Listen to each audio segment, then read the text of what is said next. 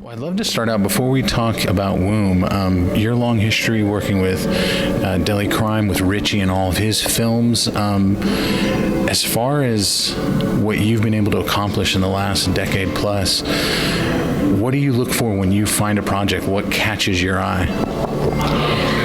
I think it's been since the beginning. Written material really trumps everything. The profile of your previous works. I look for stories that really stop you in your tracks and make you think and feel more deeply. And it's really in the pages. So even if you're a new filmmaker and you've not attempted to, go into long format before, if there's power in your writing, I want to read it. So that's what I look for in projects. Very nice. When retelling of what occurred in Delhi Crime, I'm curious, how much did you dive into what can we show, what can we tell, how much is too much? Was there a line you felt you could cross or not cross? I'll give the credit to Ritchie to have researched the material so deeply for almost 6 years. And when he did send the essays across, which is something that I read and then got a lot of other partners on board, he had already included a lot of sensitivity with which I would look at, material myself.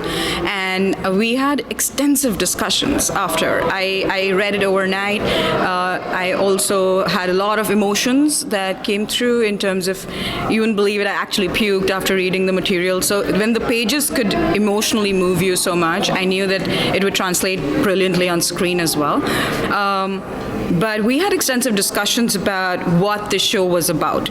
Was it about the hunt of the perpetrators, or was it about the rape? And it was clearly about the hunt.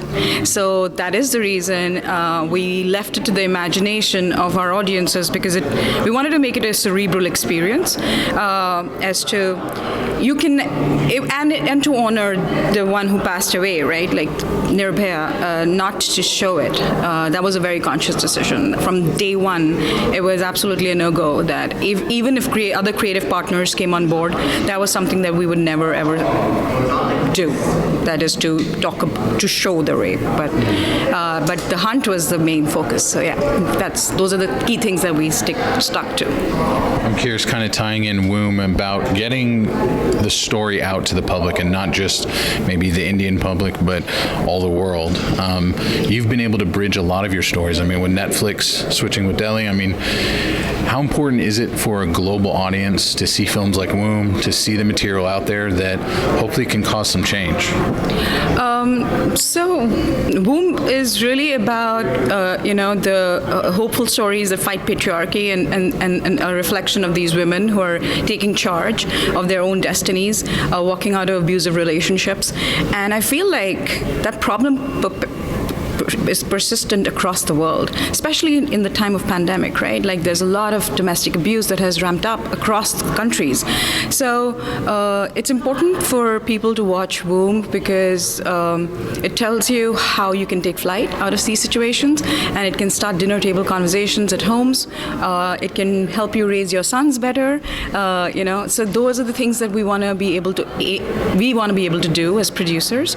And yes, an OTT release is something that is in talks, and because of the fact that it reaches a plethora of countries in one switch, and I'm very, very committed to making sure that this film is seen widely.